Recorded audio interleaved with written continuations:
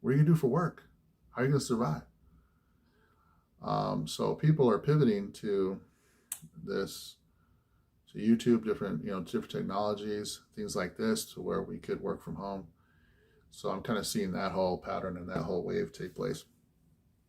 So I'm gonna have to obviously break this video up into two parts. I did a couple recordings, and I noticed, I know, being new, I know other people have it says you can't do anything more than 15 minutes until you do some kind of other verification. So right now, I just want to be as real as, that's another thing. A lot of us feel like we have to pretend to be someone else. And I think that's again, another thing that Tom is, he almost has his own gospel as far as letting people know, man, just be yourself, be real.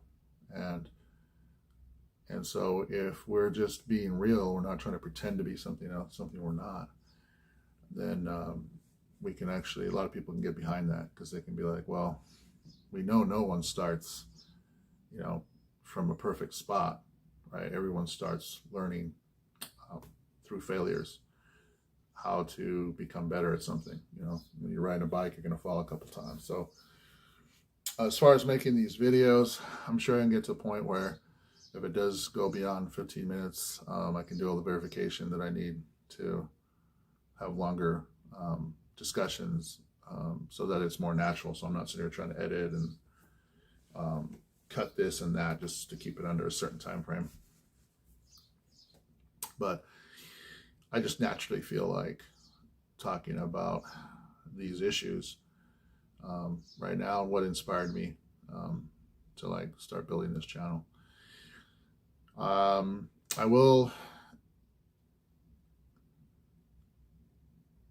think that's pretty much it. That's all my thoughts as far as, Tom's inspiration. Now, I was going to say this, most of the stuff I'll be doing on this channel is going to be mainly commentary as I'm going over Tom's stuff, because I've already seen pretty much everything he has. So it's like, well, why react to it?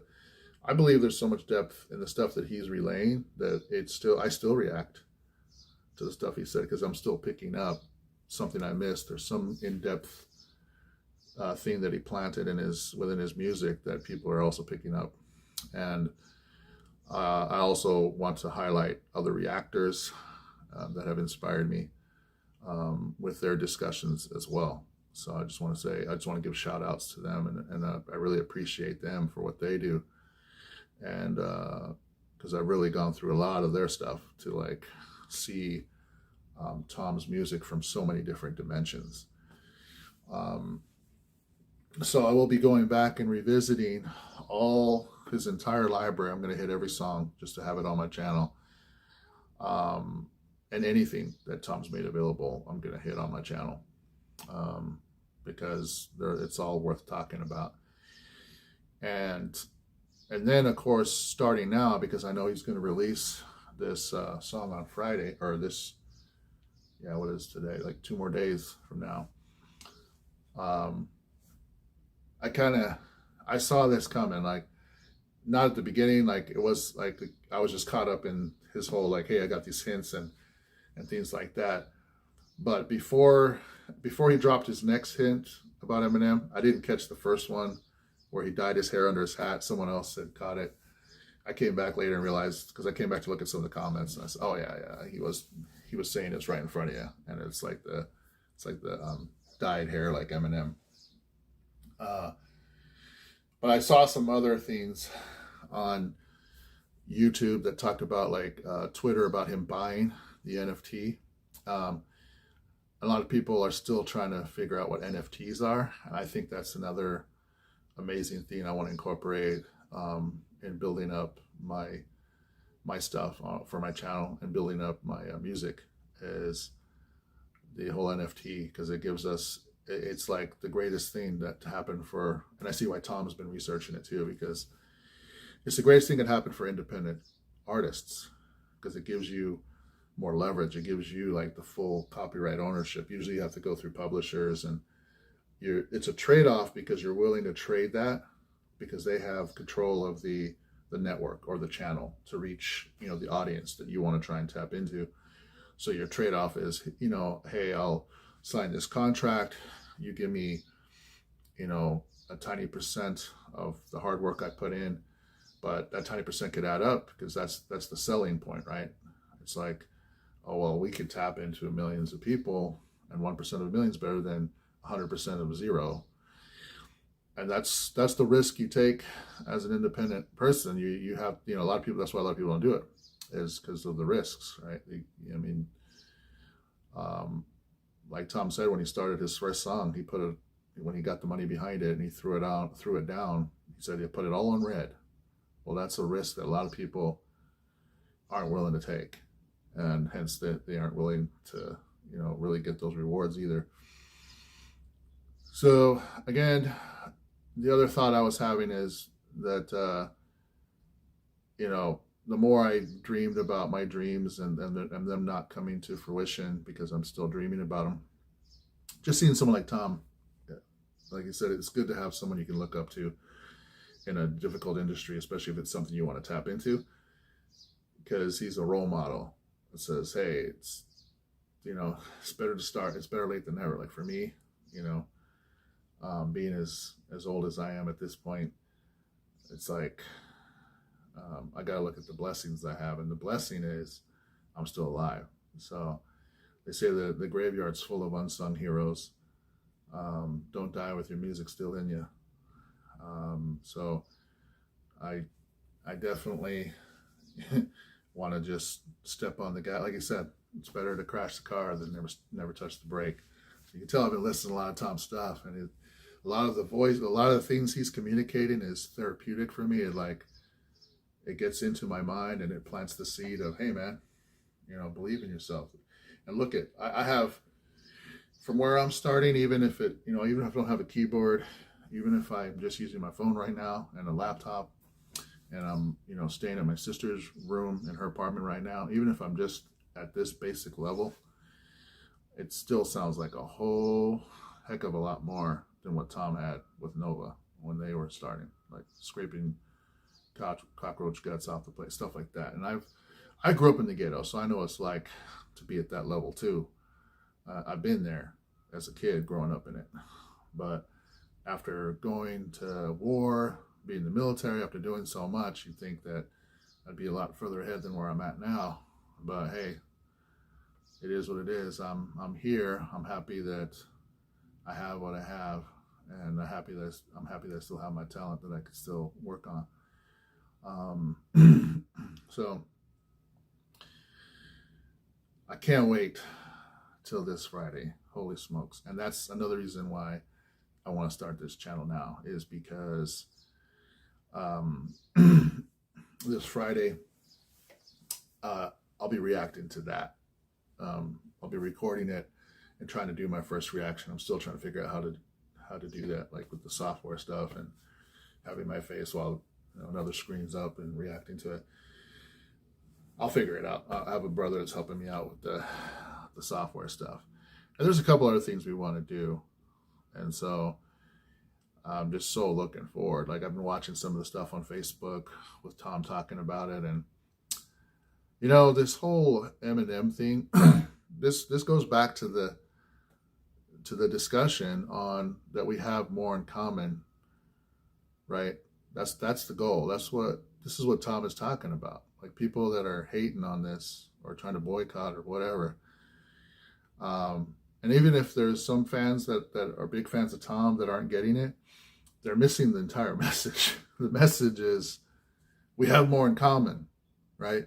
If you want to sit there and focus on the difference of how Eminem is different from us, like, we can sit there and have that discussion, and it's not going to be an inspiring discussion, right? He just went out and went after everyone that voted for Trump. He and Tom called that out because it was facts. He there's stuff that he's rapped about, killing his girlfriend, things like that I don't agree with. If we want to sit there and focus on differences all day long, I mean, that's all we've been doing, it feels like, for the past.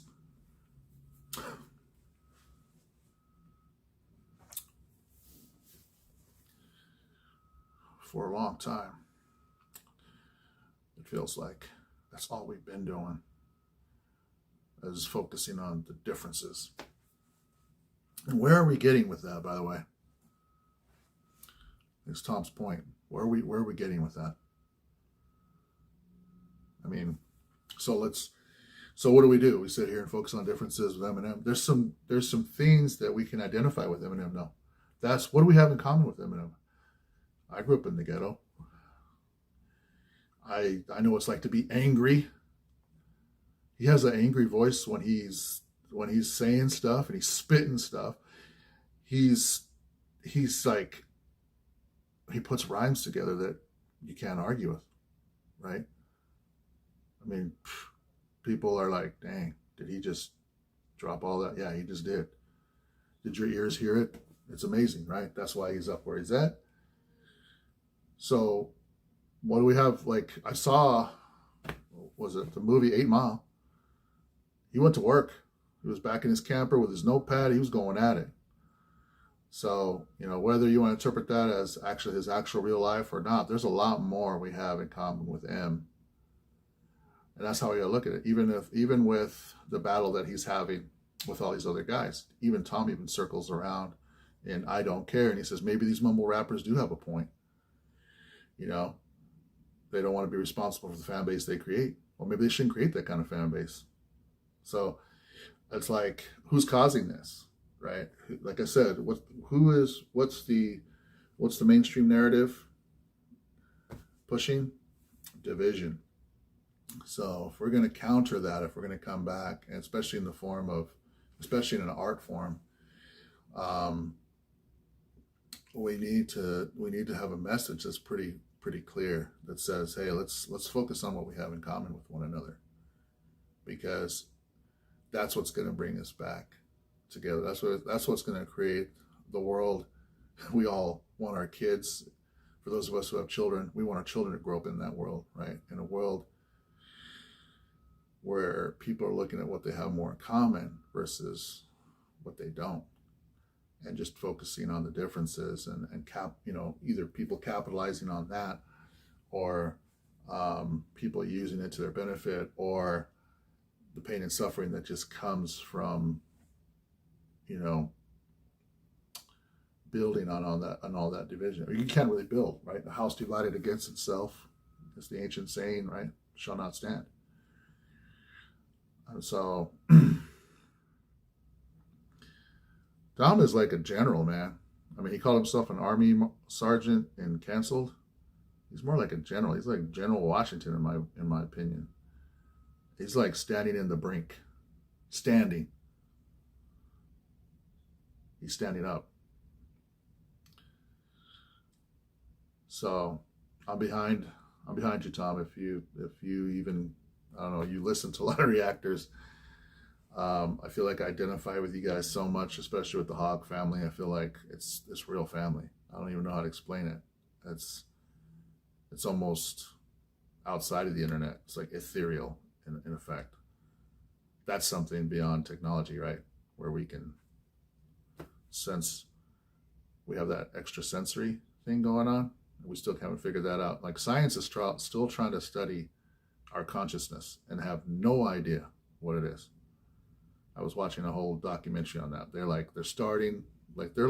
barely tapping the surface, like infants trying to understand complex languages or something. They're just like, no, we don't know. What is consciousness? We don't know. And so, heck, at the rate I'm going to turn this into 3 videos. Holy smokes. The limit of, this is chapter 3. I'm still droning on. So yeah, I'm going to be, bear with me, be patient with me as I try and build this channel up. Because I'm going to try to, use the videos, the content that Tom's releasing. I believe he's letting us use them